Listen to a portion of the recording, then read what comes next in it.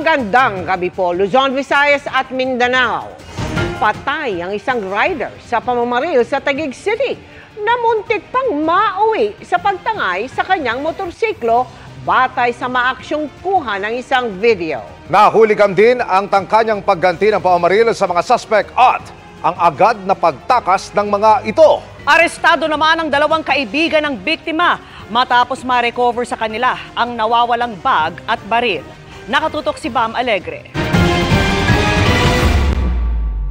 Huli kamang pananambang sa isang motorcycle rider sa iskinitang ito sa barangay Bambang, Taguig, pasado alas 9 kagabi. Sumulpot ang dalawang lalaki na parehong armado. Tinarget nila ang rider na natumba sa kalsada. Kahit nakahiga na, binaril pa siya uli ng isa sa mga salarin na agad ding tumakas. Tinangka naman ng isa pang salarin na tangayin ng motorsiklo ng biktima. Makikita na bumunod din ang baril ang rider. Doon na nawala sa iskinita ang natitirang salarin. May binaril po daw na tigabangbang. Nung paglabas ko, may nakabulakta. Tumawag agad ako ng ambulansya. Walang ambulansya, nakadispatch. Kaya yung tricycle lang tinawag ko. Naisugod pa sa ospital ang rider pero idineklarang dead on arrival. Agad pinoseso ng SOCO ang crime scene para sa ballistics. Natuklasan nilang nawawala ang bag ng rider pati ang baril niya. Inaresto ng mga otoridad ang dalawang kaibigan ng biktima na unang nakakita sa kanya matapos ang pamamaril. Depensa nila, iti-turn over daw nila ang bag sa barangay. Binibigay ko po yung bag na ayaw po kuhanin dahil nangangatog po, bubuhatin niya daw yung anak niya. Kaya ang ginawa ko po, hindi ko po alam gagawin ko po sa bag na po yun, di kaya po inuwi ko po. Tapos, bababa na po kami, dumating po yung mga pulis, pupunta sana po kami ng barangay po para i-surrender po yung surrender po namin. Naisip ko na lang pong kuhain yung bakal, baka mamaya po may iba rin makakuha. Pero may balak naman po talaga i-surrender. Marami naman po nakakita na ako yung dumampot. Hindi wala po naman akong balak. Hindi nagbigay ng panayam sa harap ng kamera ang pulisya, pero anila, posibleng maharap sa reklamong obstruction of justice ang dalawang kaibigan. Inaalam pa ng pulisya ang motibo sa pamamaril, maging ang pagkakakilanlan ng mga gunman. Para sa GMA Integrated News, Bam Alegre, nakatutok, 24 oras. Sa sunog naman nasawi ang isang senior citizen sa Antipolo City. Wala rin halos na isalba ang iba pang nasunugan sa lugar kung kailan pa naman magpapasko. Nakatutok si EJ Gomez.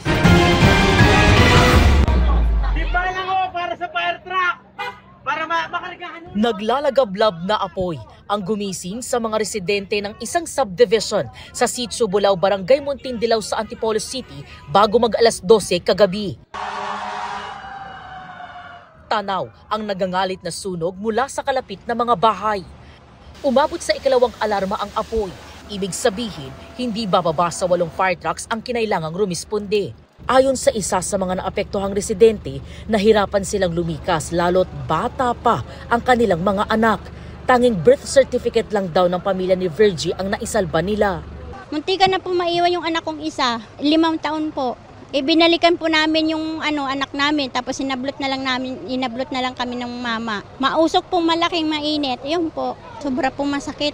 Nadurog po yung mga gamit namin doon, walang natira, walang nasalba.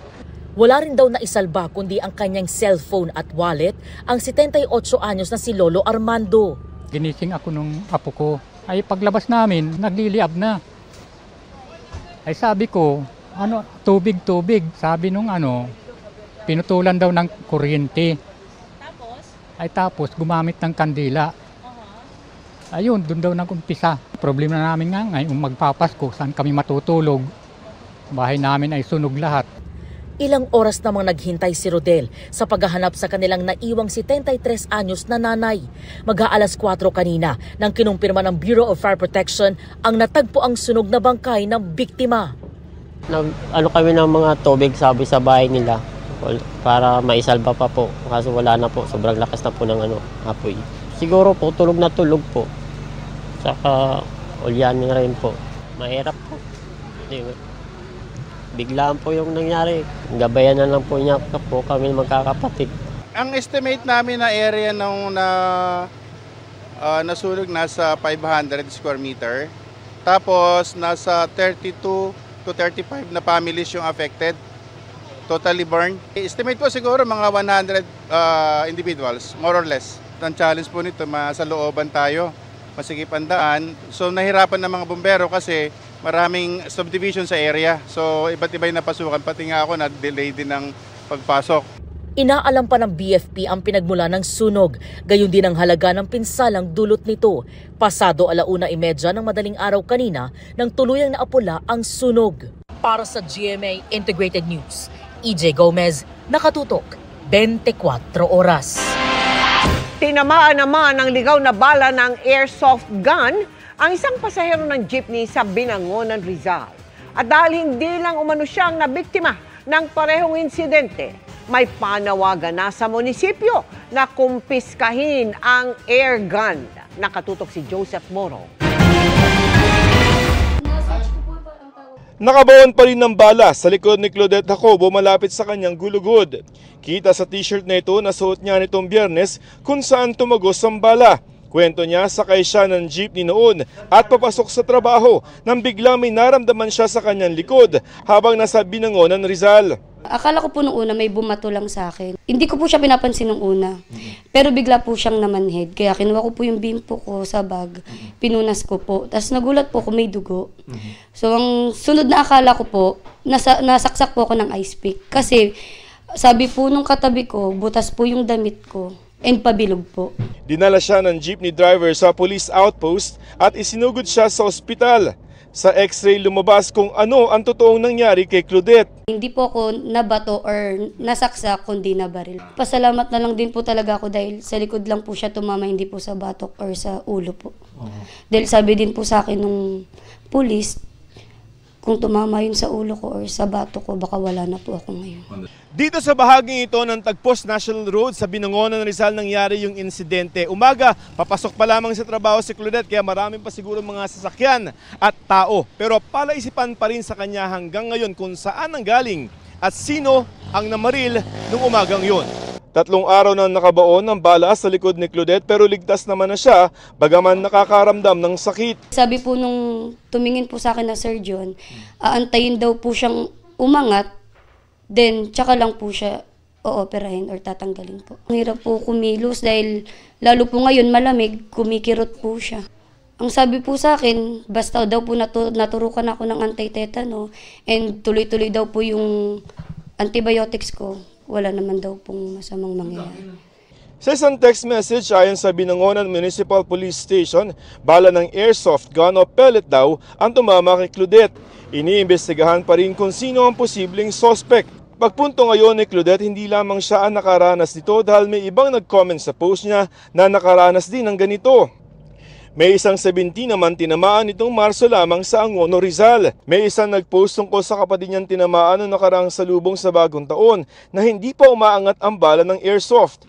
Dahil sa Binangonan din nangyari na nawagan sila sa munisipyo na mangumpiska ng airgun. Baka may mga nantitrip. Ang pakiusap ko po na sana mabigyan po ng hustisya yung nangyari po sa akin. Hinihingan pa namin ng pahayag ang munisipyo ng Binangonan. Para sa GMA Integrated News, Joseph Morong, nakatutok 24 oras. Ginagamit umano ang alokasyon sa 2026 budget para makalikom ng lagda para ma-impeach siya, ayon kay Vice President Sara Duterte. Pero pagpunto ng House Minority, Oktubre pa na ipasa sa Kamara ang bersyon nito ng budget at hindi napag-usapan ang impeachment. Nakatutok si Tina Panganiban Perez. Naniniwala si Vice President Sara Duterte na ginagamit ang 2026 budget para makakalap ng suporta para sa panibagong impeachment complaint laban sa kanya. Parehoan niya ito sa ibinulgar ng ilang mambabatas na may mga kongresistang pinangakuan ng mga alokasyon sa budget ang mga pipirma sa impeachment complaint laban sa kanya. Ang alokasyon kapalit ng pirma, ginagamit na naman anyang taktika bago ipasa ang 2026 budget.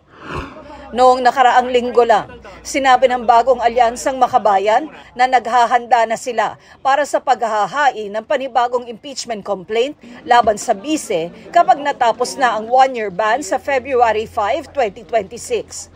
Ang bersyon ng budget naman ng Kamara, halos 2 buwan na mula nang ipasa noong October 13 at nakabinbin sa Senado. Sabi ng ilang miyembro ng minorya, ni hindi na pag-usapan sa budget deliberation sa Kamara ang impeachment.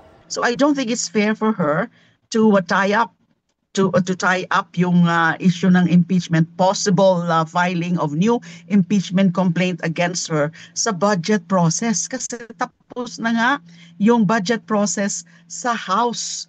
Ang what remains is the BICAM. So ano pa ang ibig niyang sabihin na naging ano na naman ito, bargaining chip na naman ito? Not at all. No, hindi ever napag-usapan yun during the budget process. Hindi naman yun part ng any deliberation of any office or program of a government. Pero sabi rin ng mga mambabatas, talaga namang hindi pa tapos ang isyong ibinato noon sa Vice-Presidente. Hindi lang daw umabot ito sa impeachment trial dahil sa mga puna ng Korte Suprema sa proseso. Palagi ho nasa utak namin the fact na hindi pa sarado yung issues of accountability ng ating Vice President. Kaya in other words, hindi pa ho siya lusot. Sabi ng bise, handa naman siyang sagutin ang anumang alegasyon laban sa kanya na nakabase sa facts at katotohanan. Pero hindi anya siya mananahimik habang ginagamit ang impeachment process sa tinawag niyang budget-driven racket. Kinontra ito ng isang mambabatas. Lagi niya sinasabi yan, pero pagka may actual na venue at pagkakataon na, iiwas siya, di ba? O hindi sasagot. Halimbawa, dito na lang sa 125 million na confidential funds na nawaldas in 11 days.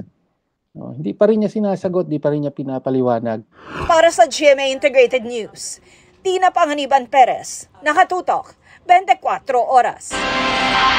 Hanggang 5 oras na naipit sa traffic ang ilang dumaan sa Marcos Highway at mga karugtong na kalsada nitong unang weekend ng Disyembre. Kaya pinag-aaralan doon ang pagbubukas ng mga subdivision sa trapiko. Sa EDSA naman, may pagsisikip kahit ngayong holiday. Ang latest, tinutukan live ni Sandra Aguinaldo. Sandra, kamusta na traffic ngayon? Yes, Vicky, partida nga holiday ngayon pero may bahagya pong pagbagal ng daloy ng trapiko sa bahagi ng North EDSA. Doon po yan sa parte ng 3 magkakatabing mall at saka 2 malaking hotel. Pero Vicky, kanina alas 4 mas malala pa yan. Aming nasaksihan po na umabot yung pagbagal ng daloy ng trapiko hanggang doon sa parte ng Quezon Avenue papunta nga po sa lugar na ito. Pero ganun pa man, masasabing wala ito sa kalingkingan ng dinanas ng ating mga kababayan sa Marcos Highway nitong nagdaang Sabado. Kumukutitap na naman ang kahabaan ng Marcos Highway nitong Sabado dahil sa mga sasakyang halos hindi gumagalaw. Biruan man sa social media na mukha silang Christmas lights, panira ito sa Christmas feels sa mga naipit sa trapiko. Hindi lang sa highway kundi sa mga karugtong na kalsada tulad ng C5 Katipunan at Aurora Boulevard. May mga inabot pa umano ng 5 oras sa kalsada. Sabi ng MMDA, merong 4 na road crash at 2 nasirang truck na nakapagpa-traffic sa Marcos Highway noong rush hour ng Sabado. Bukod pa yan sa dami ng mga sasakyan noon at pagkaimbudo nila sa mga U-turn sa highway. We invited the traffic engineering team of MMDA tomorrow para aralan yung pagbubukas ng mga intersection sa mga lugar na yan, magkaroon ng iba pang traffic scheme. Kakausapin din ang mga subdivision doon para sa posibleng pagbubukas ng kanilang mga village gate sa mga sasakyan. During peak hours, if the private subdivisions can accommodate, especially kung magkakatabi at magkakadugtungan lang naman yung mga area. Problema rin ang mga pampasaherong sasakyan na nagbababat sakay sa bawal na lugar gaya sa bahagi ng Ligaya sa Marcos Highway na nasumpungan pa rin kanina. Pino na rin ito ang mga e-trike at mga habal-habal na bawal sa highway at babantayan ng mga truck na hindi sumusunod sa truck ban. Ngayong holiday, masasabing maluwag ang daloy ng trapiko kumpara sa ordinaryong araw. Pero may build-up pa rin ang mga sasakyan malapit sa mga mall sa EDSA, gaya sa bahagi ng Mandaluyong, panulukan ng EDSA Quezon Avenue at panulukan ng EDSA North Avenue. Pinangangambahang lumala ang traffic sa Metro Manila habang papalapit ang Pasko dahil sa mga mall. 29 sila sa EDSA pa lang, 131 naman ang mall sa buong Metro Manila. Kaya matinding koordinasyon ang kailangan, sabi ng MMDA. Kikipag-ugnayan namin sa mga mall operators na kung sakaling may mga mall-wide sale during weekends, dapat ma-inform nila kami at maibigay nila yung kanilang traffic management plan at least 2 weeks before yung mall-wide sale na event nila para makatulong din ho kami. Vicky, bukas naman ay pupulugin po ng MMDA ang mga local government ng Marikina, Pasig, Cainta po. At ito po ay para daw po maghanap ng solusyon sa traffic. Vicky? Maraming salamat sa iyo, Sandra Aguinaldo. Labis na order ng tissue paper na hindi na magkasya sa bodega.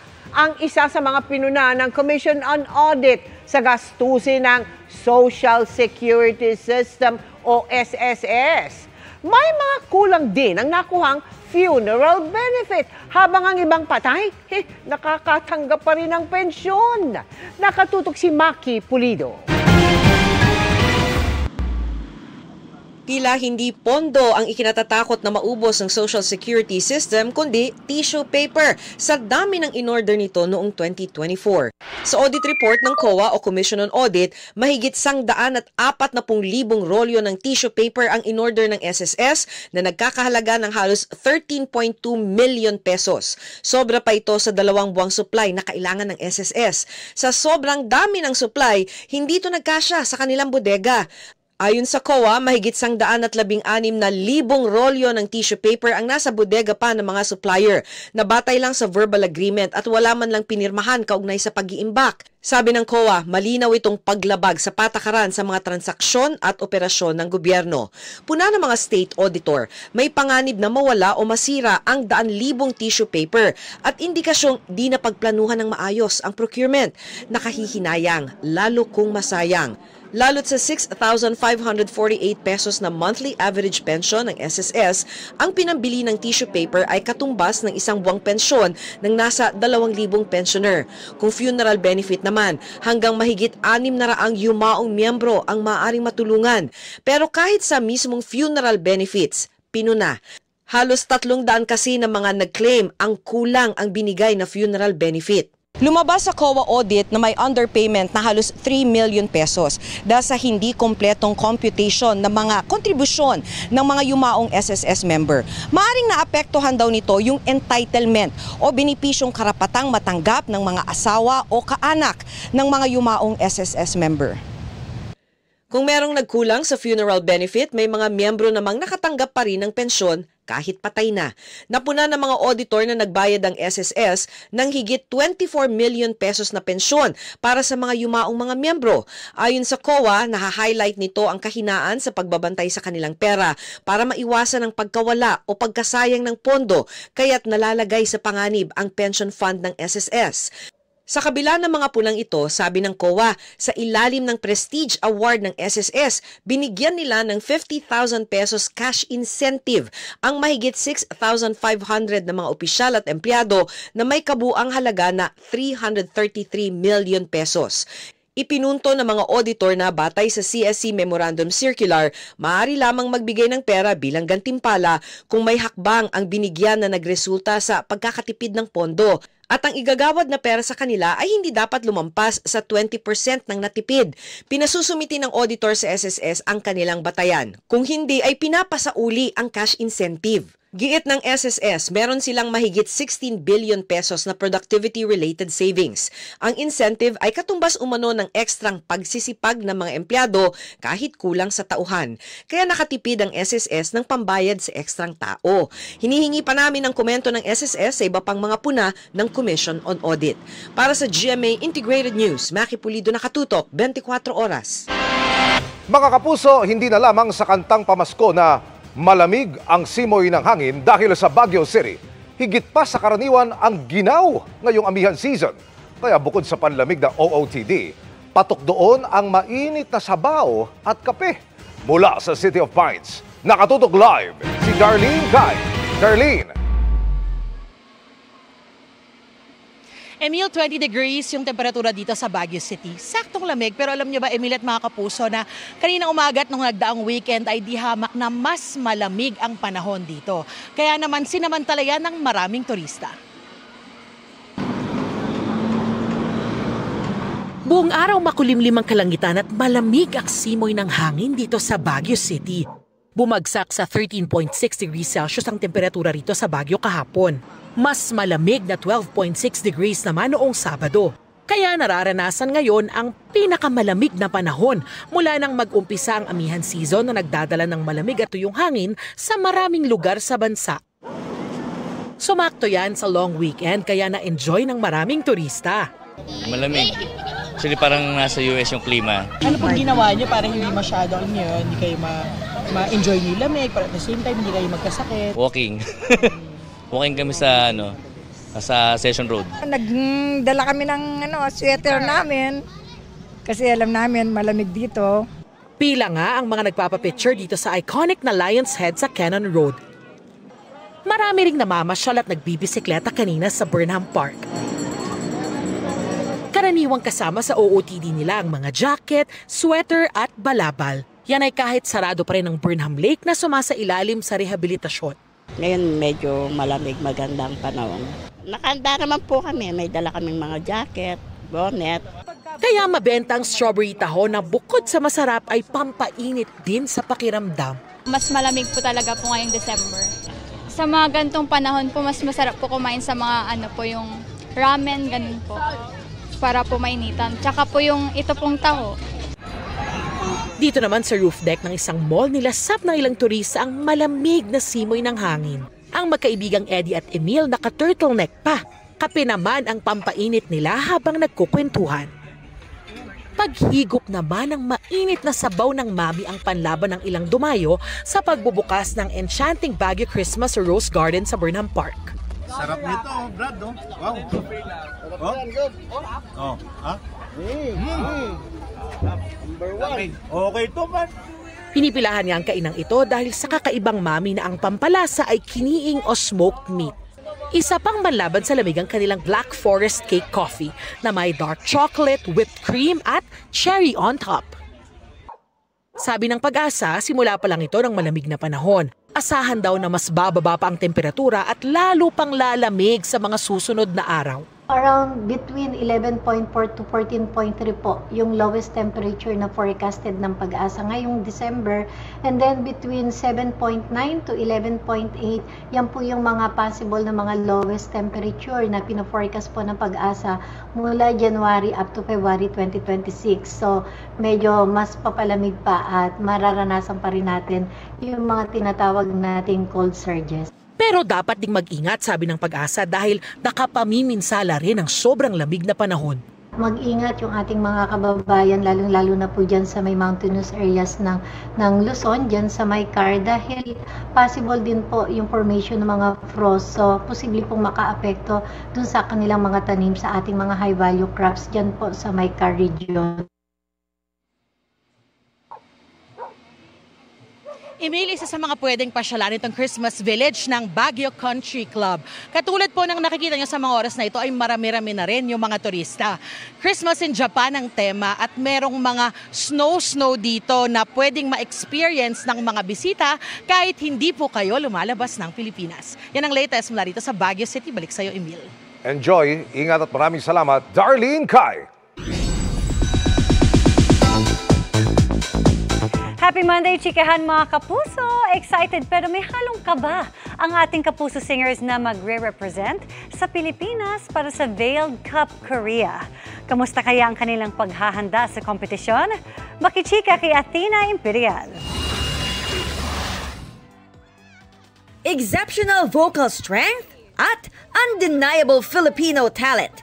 Yan ang baon ni Garrett Bolden, Thea Astley at Arabel de la Cruz, ang kapuso singers na nanalo sa Veiled Musicians Philippines. Tumulak na sila pa South Korea kagabi para i-represent ang Pilipinas sa Veiled Cup Korea, ang global reality singing competition kung saan ang mga kalahok magpe-perform sa likod ng isang veil. Ang scores at evaluation mula sa judges at audience nakabase sa musicality at vocal talent ng contestants. Kabado din talaga, we're not gonna lie, pero we're all just trying to channel that into excitement and drive. Aside from showcasing their singing talent, si Garrett may iba pang nilulook forward. We're also excited to meet other countries din, yung mga kalaban namin. We're excited to learn from them as well and at the same time, show them what the Philippines has to offer.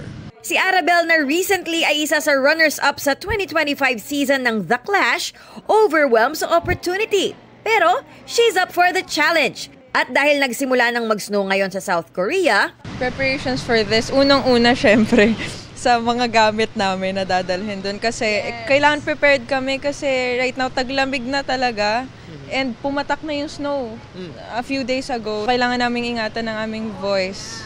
Magsisimula na this December ang reality singing competition at for airing sa pagpasok ng 2026. Kwento ng tatlo, hopeful silang magki-Christmas sila together sa South Korea. Hopefully dun kami magki-Christmas because that means na we're doing well in the competition. Ito din kasi yung chance namin to bond. Yes. Kasi medyo madami ding days na wala naman masyadong ganap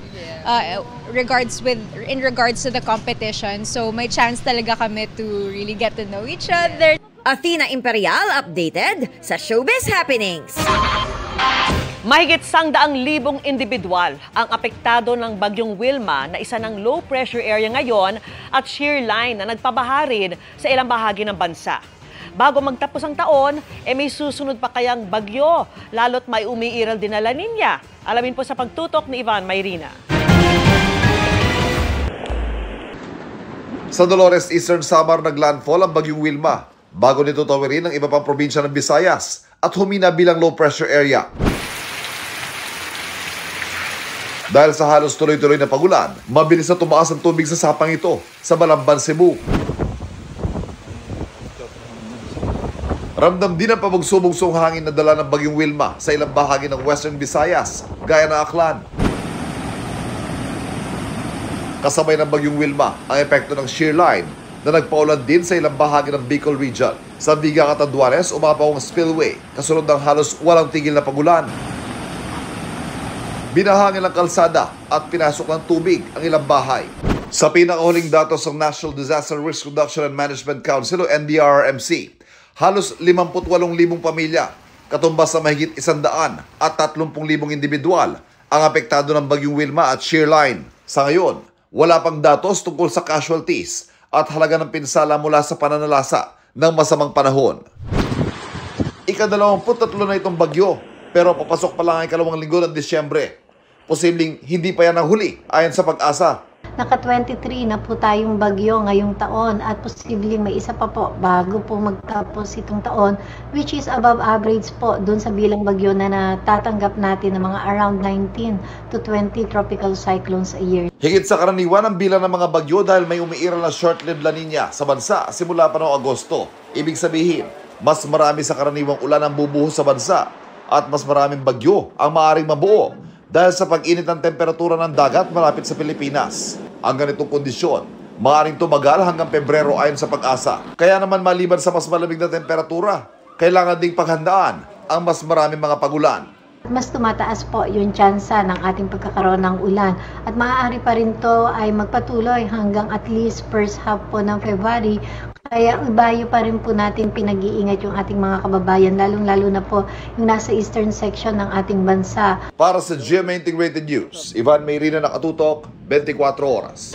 Walang takas sa pulisya ang driver ng SUV sa General Santos City na nang hit and run ng tricycle at nanutok pa umano ng pellet gun sa driver nito. Nakatutok si Efren Mamak ng GMA Regional TV. Agad hinabol ng Jensen Police Patrol Car ang SUV-ng may na hit and run pasado alas 7 kagabi. Nang makorner ito sa isang traffic intersection, nilapitan ito ng isang pulis habang tinututukan ng baril. Sinubukan pang patakbuhin ulit ng sospek ang SUV pero naharang at napahinto ito ng iba pang pulis na rumesponde. Pero dahil nagmatigas pa rin ang driver, Hinila na siya ng mga pulis mula sa driver's seat at inaresto. Napag-alaman na ang nasabing 48 anyos na driver nakabundol pala ng isang tricycle sa barangay Tumbler. Tinutukan pa niya ang nagmamaneho ng tricycle ng pellet gun bago tumakas. Allegedly, mayroon siyang pellet gun na dala-dala. Ito recovered doon sa kanyang sasakyan. Allegedly, tinutukan niya pa itong ating biktima. Dagdag ng TEU, ang nasabing drugnet operation ay naging matagumpay matapos magreklamo ang biktima sa Police Station 5 hanggang sa inaalarma na nila ang buong puwersa ng PNP at Coast Guard. Posibleng makaharap ng kasong grave threat kabilang ang reckless imprudence resulting in damage to property ang suspect na sinusubukan pang makuna ng pahayag. Ligtas naman ang biktimang tricycle driver na tumangging magbigay ng pahayag. Mula sa GMA Regional TV at GMA Integrated News, Efren Mamak, nakatutok 24 oras. Isang patay sa sunog na sumiklab sa ospital sa Pulilan, Bulacan. Sa gitna ng sunog, kita kung paano idinadaan sa bintana ng gusali ang mga pasyente gamit ang hagdan. 18 pasyente ang naka-admit noon sa ospital. Pero isa sa kanila ang nasawi dahil sa respiratory failure. Kinilala siya bilang isang senior citizen na retiradong pulis.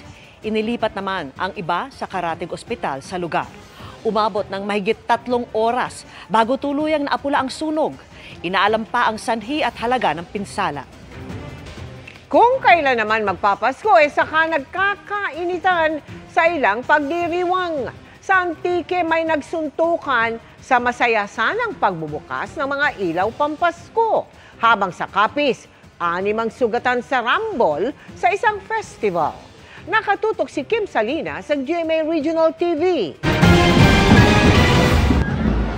Nauwi sa suntukan ang 2 grupo ng kalahok sa sadsad ng Sinadya Festival 2025. Nangyari ang insidente sa Rojas City Public Plaza nitong Sabado ng gabi, December 6.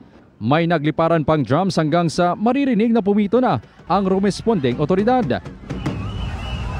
Ayon sa pulisya, nagkaroon ng miscommunication sa pagitan ng Tribo Daga at Tribo Pamilyahanon kung sino sa kanila ang unang magtatanghal. Nauna ang Tribo Daga na ginasudan naman niya isang Tribo Pamilyahanon.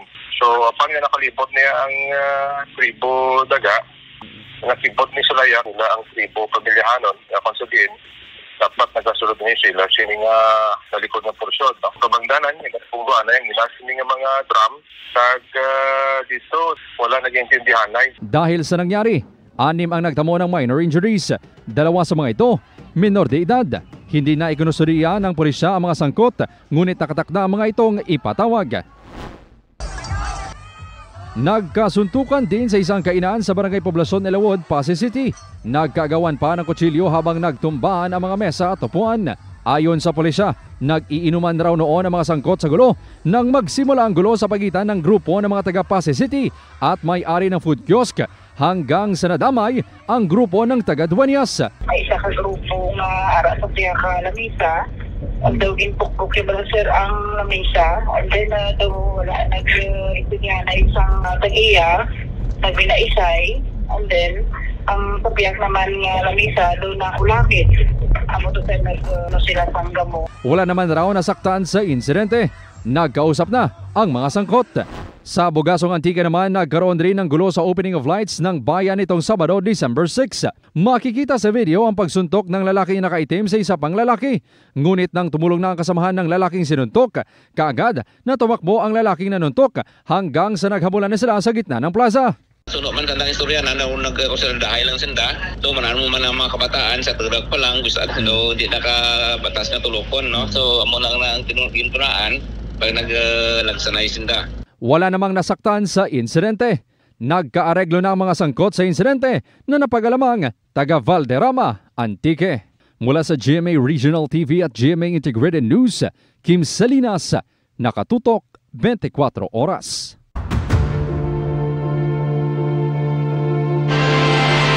Tila biglang nawalan ng gana.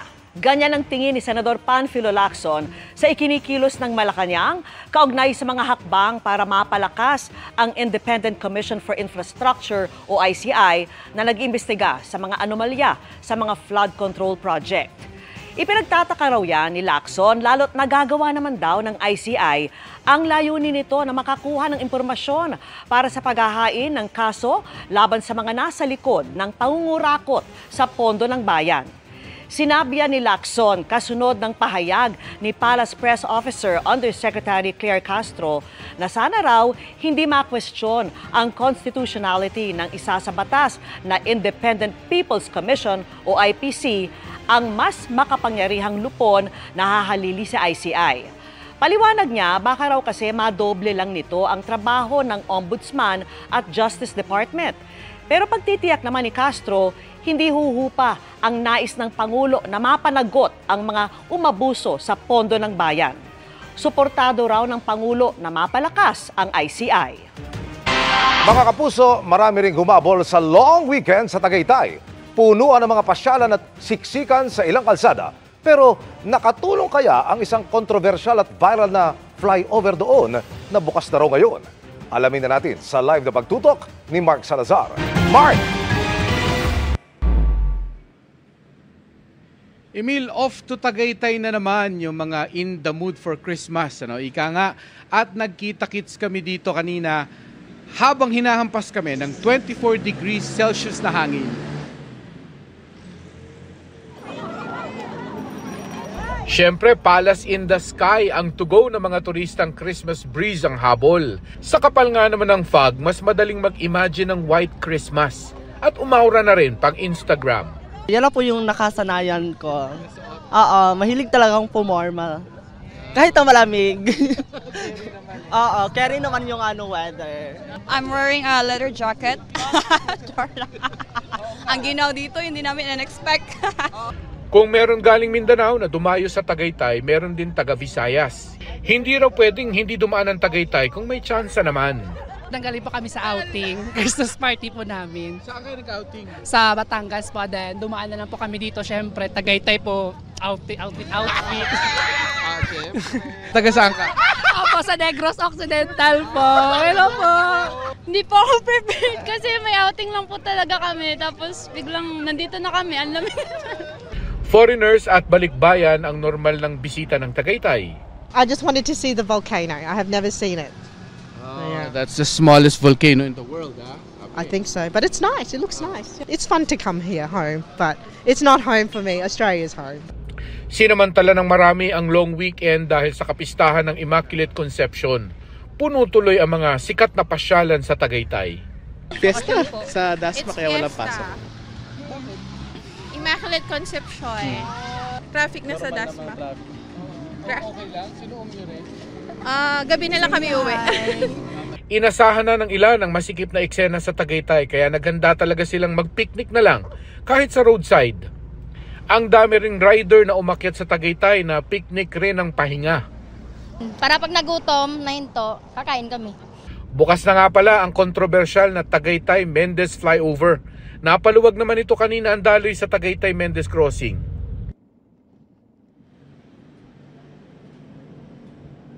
Pero Emil, yun lang yung napaluwag nun yung Tagaytay Mendez Crossing dahil sa maraming bahagi pa rin ng Aguinaldo Highway dito na sa may Tagaytay.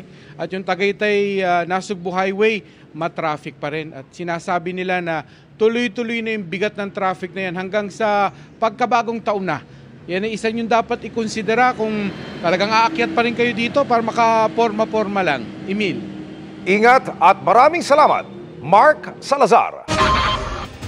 Natrap ang dalawang menor de edad sa gitna ng rumaragasang sapa sa Zamboanga City.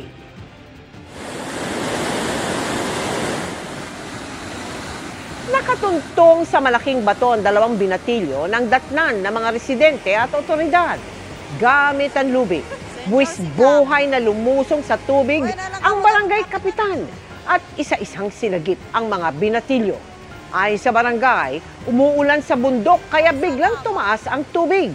Saktong naliligo noon ang dalawang binatilyo na nag-road trip doon kasama isa pang lalaki. Tinangay naman ng tubig ang susi ng kanilang motorsiklo kaya isinakay na lang ito sa sasakyan ng barangay. Doble ingat naman sa mga babiyahe ngayong holiday season para iwas aksidente tulad ng naitala sa ilang lugar. Sa Sorsogon, isa ang nasawi matapos sumalpok sa poste ang isang sasakyan. Nakatutok si June Veneracion. Wasak na wasak ang unahang bahagi ng sasakyang ito nang abutan ng mga otoridad sa barangay Sumagungsong sa Bulan, Sorsogon, bandang 1:00 ng madaling araw kanina. Kwento ng isang saksi, nakarinig sila ng malakas na kalabog at nang tignan ang pinanggalingan nito, nakita nila ang pulang sasakyan na sumalpok sa poste. Isa ang patay habang 3 ang sugatan na agad isinugod sa ospital. Patuloy pa ang investigasyon ng pulisya. Papuntang Albay naman ang trailer truck na ito para maghatid sana ng bigas mula Bulacan nang biglang bawalan ng preno sa Timonan, Quezon. Isa-isang tumalon palabas kaya nasugatan ng 4 na sakay ng truck. Naiwan naman ng driver hanggang sa bumulusok ang truck sa bangin pero tila himalang di siya nasugatan. May nahagip naman na motorcycle rider kaya nasugatan. Iniimbestigahan din ng pulisya ang insidente. Dahil naman sa pagbahang dulot ng bagyong Wilma, inalod ng tubig ang sasakyang ito hanggang sa mahulog din sa bangin na may lalim na 30 talampakan. Nangyari yan sa Trans Central Highway, Barangay Cansumoroy sa Balamban, Cebu. Nagtamo ng minor injury sa pulis na nagmamaneho ng sasakyan. Para sa GMA Integrated News, Jude Veneracion, nakatutok, 24 oras. 2 magkahiwalay na parusang reklusyon perpetua o hanggang 40 taong pagkakakulong ang ipinataw ng Sandigan Bayan 3rd Division kay Janet Lim Napoles para sa ilang kaso kaugnay sa pork barrel scam. Para yan sa 2 counts ng malversation na 10 milyong piso at 9 milyong piso ang halaga ng nilustay na pondo ng gobyerno kada isang count. 8.8 million pesos ang threshold o hangganan para sa pagpataw ng reklusyon perpetua na pinakamabigat na parusa para sa kaso. Pinatawan din ng reklusyon perpetua si Napoles noong 2018 nang makatulang guilty sa kasong plunder. Bukod sa 2 count ng malversation, guilty rin si Napoles sa 4 pang count ng malversation at 6 na count ng graft. Pinagbabayad din ng milyong-milyong pisong multa si Napoles at kapwa niya akusado sa mga naturang kaso. Walang natanggap na impormasyon ang abogado ni dating Pangulong Rodrigo Duterte kaugnay ng umano'y arrest warrant para kay Senador Bato de la Rosa. Kasunod yan ang pahayag ni dating presidential spokesperson Harry Roque na may inalabas ng ganito ang ICC. Nakatutok si Tina Panganiban Perez. Sa isang Facebook post, sinabi ni dating presidential spokesperson Harry Roque na lumabas na umano ang arrest warrant para kay Senador Bato de la Rosa mula sa International Criminal Court. Pinayuhan din ni Roque si de la Rosa sa naturang post na huwag magpakidnap. Sabay sabing dapat igiit nito ang karapatang maiharap muna sa isang korte sa Pilipinas. Sa huling balita, nasa The Hague si Roque pero wala naman siyang binigay na detalye kung saan niya nakuha ang impormasyon. Wala naman daw natanggap na impormasyon kaugnay sa arrest warrant ang legal counsel ni dating Pangulong Rodrigo Duterte na si Attorney Nicholas Kaufman. Aniya, labag sa prosecutorial logic ang paghiling sa karagdagang ICC arrest warrants bago maresolba ang mga inapela nilang issue sa kaso ni dating Pangulong Rodrigo Duterte. Si Ombudsman Jesus Crispin Remulla ang unang nagsabing meron ng arrest warrant laban kay De La Rosa. Pero sabi ni Attorney Nicholas Kaufman, hindi siya naniniwalang magpapabaya si Remulla sa posibilidad na ma-contempt sa pag-leak ng confidential na arrest warrant. Punto niya, walang ganoong panganib sa pagkakalat ng fake news. Nang tanungin naman si ICC accredited lawyer Attorney Gilbert Andres tungkol sa issue, sinabi nitong kung maglabas man ng arrest warrant ang International Criminal Court kay De La Rosa, hindi ito isa sa publiko. Hindi rin nila kino-confirm, ano? Alam naman natin, sabi ng spokesperson ng ICC na I don't have any info on that. At knowing ICC, they're very secretive, they're very careful about such sensitive issue. Kaya wala din silang publicly confirmed information on this. Sa tingin niya, mas magiging maingat pa ang ICC ngayon matapos ang magulong pag-aresto kay dating Pangulong Duterte noong Marso. Definitely, kasi napaka-sensitive ng ICC sa mga any potential repercussions Kaya sa tingin ko po, mas magiging careful po sila. Lalong-lalo na kung may alleged ICC arrest warrant against kay Senator Bato de la Rosa. Hinihinga namin ang pahayag si Ombudsman Remulla. Pero para kay dating Senator Antonio Trillanes IV, nakabilang sa mga naghain ng reklamo sa ICC laban kay Duterte, I am not in a position to confirm or deny yung existence ng warrant na yan. Ang masasabi lang natin, we will have to give the benefit of the doubt kay Ombudsman Boying Remulla kasi he won't have any reason to make up stories.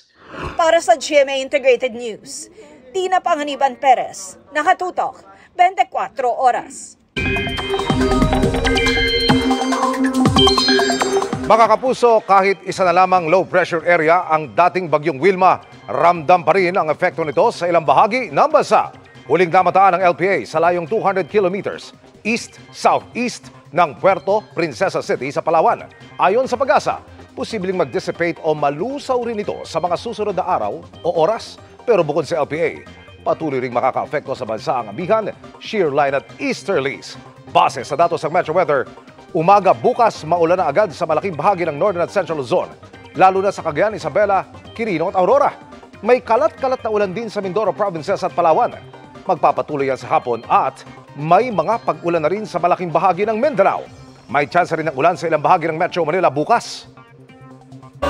Pinailawan na rin ang higanteng Christmas tree sa Marikina City. Ma-enjoy yan habang nagpo-food trip sa mga kainang binuksan na rin doon. At nakatutok live si Chino Gaston. Chino! Vicky, opisyal na ring winelcome ng lungsod ng Marikina ang panahon ng Kapaskuhan sa pagpapailaw ng higanteng Christmas tree sa tapat mismo ng kanilang munisipyo.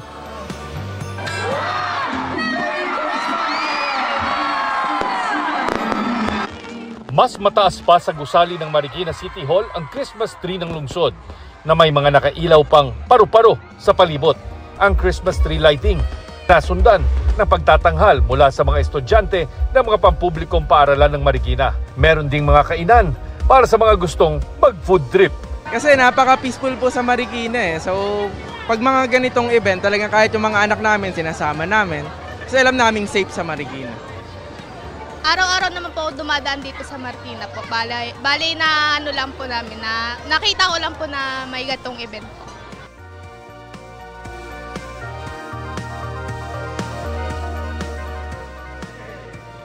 At Vicky, kasama doon sa audience sa ginawang pagtatanghal itong mga kinatawan ng Homeowners Association ng lungsod ng Marikina at maging ang mga opisyal ng LGU. Vicky. Maraming salamat sa iyo, Chino Gaston. Sunod-sunod na po ang mga Christmas party ngayong ikalawang linggo ng Disyembre dahil may mga hamong hinarap ngayong taon at may kontrobersya pa sa gobyerno. Paalala ng Pangulo sa mga kawani nito, simple lang ang pagdiriwang. Ang iba nating kababayan ay simple pati exchange gift. Nakatutok si Oscar Oida. Itong 125th Christmas tree sa Puente Osmeña Circle sa Cebu City. Simbolo ito ng pag-asa para sa mga Cebuano na tinamaan ng sunod-sunod na unos tulad ng bagyo at lindol. Bilang pakikiisa at konsiderasyon sa mga nasalanta, wala munang malaking Christmas party para sa kanilang mga empleyado ang Cebu City LGU, maging ang Mandaue City Hall. Pero pwede pa rin naman daw ang simpleng salo-salo ng mga departamento para manatiling buhay ang diwa ng Pasko. Nauna na rin ipinanawagan ni Pangulong Bongbong Marcos sa mga ahensya ng gobyerno na gawin din sanang simple at makabuluhan ang kanilang Christmas at year-end celebration. Nitong weekend, binuksan sa publiko ang Kalayaan Ground sa Malacanang at namahagi si Pangulong Bongbong Marcos ng regalo sa mga bata. Pag-alala raw ito sa tunay na diwa ng Pasko. Kahit na mabigat ang hinaharap natin, kahit papano, meron tayong isang counting panahon, lalo na pag Pasko. na kailangan naman natin maalala ang mga binayaya natin. The biggest treasure that we have here in the Philippines are these, our children, the future of our country.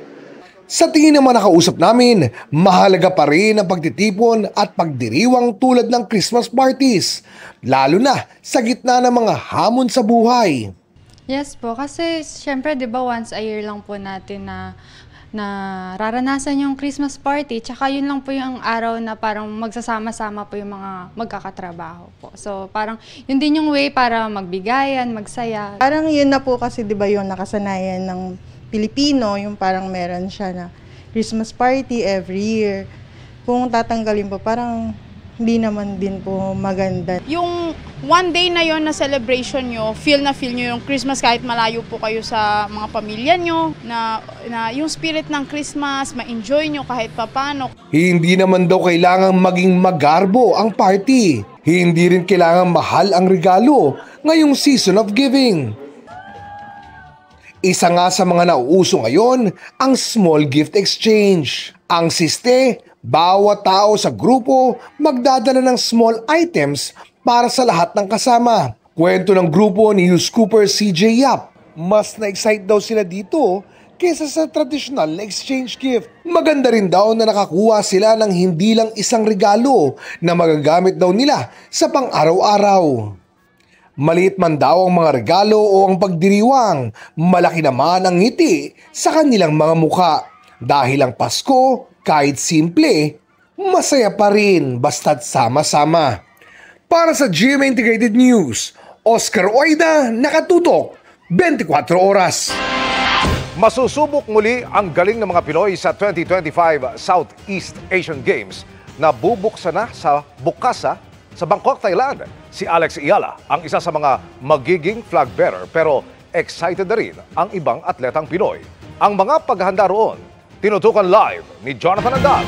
Jonathan!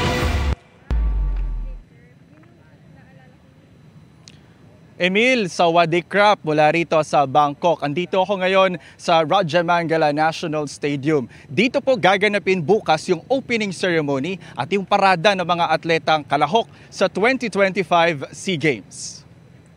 Meron na kayo na nasayang. Sabik na ang Olympic medalist at boksingerong si Yumir Marshall sa pagparada niya at iba pang atletang Pilipino sa opening ceremony ng Southeast Asian o SEA Games dito sa Bangkok, Thailand. Excited po na makita yung mga kapwa kong atleta, magkwentuhan, yung magsama-sama po ulit yung mga atleta. Sasabak si Marshall sa 80 kg boxing event kung saan kumpiyansa siyang magiging maganda ang kanyang performance. Target niyang madagdagan ang 4 niyang SEA Games gold medal. Yung mga kalaban ko ngayon sa timbang ko ngayon is yung SEA Games gold medalist nung last sa Cambodia. And then mga kalaban natin dito sa bansa nila. Yun yung mga pinaghandaan ko, pero syempre malaki naman din yung tiwala ko sa sarili ko na kaya ko. Alas 2 ng hapon bukas, ilalockdown na ang Rajamangala National Stadium na venue ng SEA Games opening ceremony bilang bahagi ng paghihigpit sa seguridad. Yun nga lang, hindi aabot sa itinakdang oras ng lockdown ang ilan nating atleta na bukas lilipad pa Thailand. Kaya bubunuan na ng coaches at iba pang mga opisyal ang pwesto ng mga hindi na makakasama sa parada. Dapat yung 200 atleta lang. Yung ipupuno namin doon, officials na. Kaya baka sabihin nyo, bakit may official? Yan na naman, pumarada na naman mga officials, di ba? No, pinuno lang namin yung 200. Originally, 200 athletes lang yun. Bilin din ng hari ng Thailand na timpiin ang pagsasaya sa opening ceremony bukas dahil nagluluksa pa ang Thailand sa pagpanaw ni Queen Mother Sirikit. Flag bearers bukas sina Filipino tennis star Alex Iyala at Alas Pilipinas men's volleyball team captain Brian Bagunas. 1,600 ang delegasyon dito ng Pilipinas, ang pinakamalaking delegasyon ng bansa sa kasaysayan ng SEA Games. Noong 2023 Cambodia SEA Games, 57 na ginto ang nauwi ng Pilipinas. Ngayon, sabi ni Tolentino, target nilang lagpasan ito kahit 60 ginto. Sa ilalim ng batas, 300,000 pesos sa gold, 150,000 sa silver at 60,000 pesos sa bronze medal. Kanina nagpulong ang SEA Games Council. Marami ang napag-usapan pero hindi kasama ang sigalot sa pagitan ng Thailand at Cambodia. Matatanda ang umatras ang Cambodia sa ilang sports event sa Thailand dahil sa issue ng seguridad. Emil, ang sabi ni Abraham Bumble Tolentino, yung mga flag bearers natin, si Alex Ayala ngayong araw ay naasahan dumating. Bukas naman si Brian Bagunas. Yung munang latest mula rito sa Bangkok, Thailand. Ako po si Jonathan Andal ng GMA Integrated News at ng POC Media, nakatutok 24 oras. Maraming salamat, Jonathan Andal. Naghahasik ng lagim ang bagong character ni Tom Rodriguez sa Sangre pero hindi daw in real life. May wish din siya para sa dating asawang si Carla Abellana na newly engaged na. Yan ang chika ni Athena Imperial. Nito lang nakaraang linggo, kinumpirma ni Kapuso actress Carla Abellana na engaged na siya. Ito ay matapos siyang mag-post sa social media accounts niya na may suot siyang diamond ring. Hiningan namin ng pahayag ang dati niyang asawa na si Tom Rodriguez. I wish them well, sincerely. I wish them well. I'm glad everyone is moving on and has moved on. Sa sidelines naman ng isang grand Christmas parade, sinubukan namin kunin ang reaksyon ni Carla sa pahayag ni Tom. Ayoko yan. Oo. Si 5 years ago na yan eh.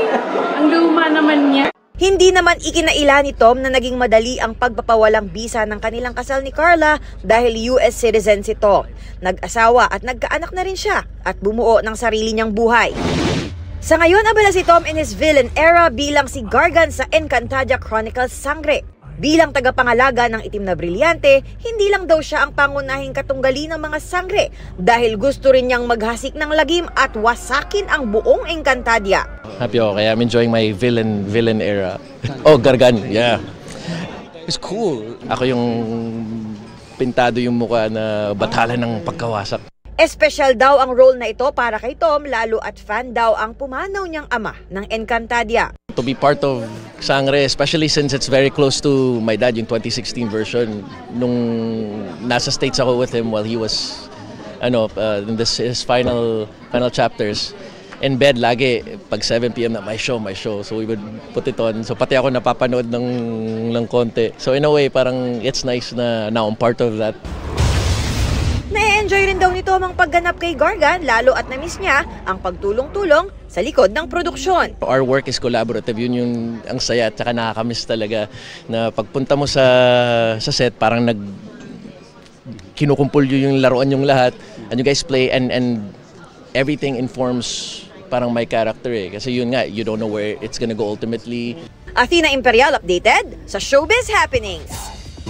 At pahabol na chikan tayo para updated sa Showbiz Happenings. Full support si Daddy Ding Dong Dante sa running era ng kanyang bunsong si Sixto. Present din sa race ang iba pang Kapuso stars tulad nina Vince Maristella, Faith Da Silva at Barbie Fortesa. At si Barbie, very proud ding 10K finisher sa kabila ng injury. Officially engaged na si Marian Osabel. Shinare ng The Clash Season 4 Grand Champion ang balita sa kanyang Instagram na witness ng kanilang pamilya ang mismong engagement. Nagbabalik si Shuvi Etrata sa bahay ni Kuya, but this time bilang isang house guest. Abangan yan mamayang gabi sa Pinoy Big Brother Celebrity Collab Edition 2.0. At yan ang mga buwan-mano kong chika this Monday night. Ako po si Iya Arellano. Miss Mel, Miss Vicky, and me. Thank you, Iya. Salamat sa iyo, Iya. Thank you, Iya. At yan ang mga balita ngayong Lunes. Mga Kapuso, 17 araw na lang Pasko na. Ako po si Mel Tiangco. Ako naman po si Vicky Morales para sa mas malaking misyon. Para sa mas malawak na paglilingkod sa bayan, ako po si Emil Sumangil. Mula sa GMA Integrated News, ang News Authority ng Pilipino. Nakatuto kami 24 oras.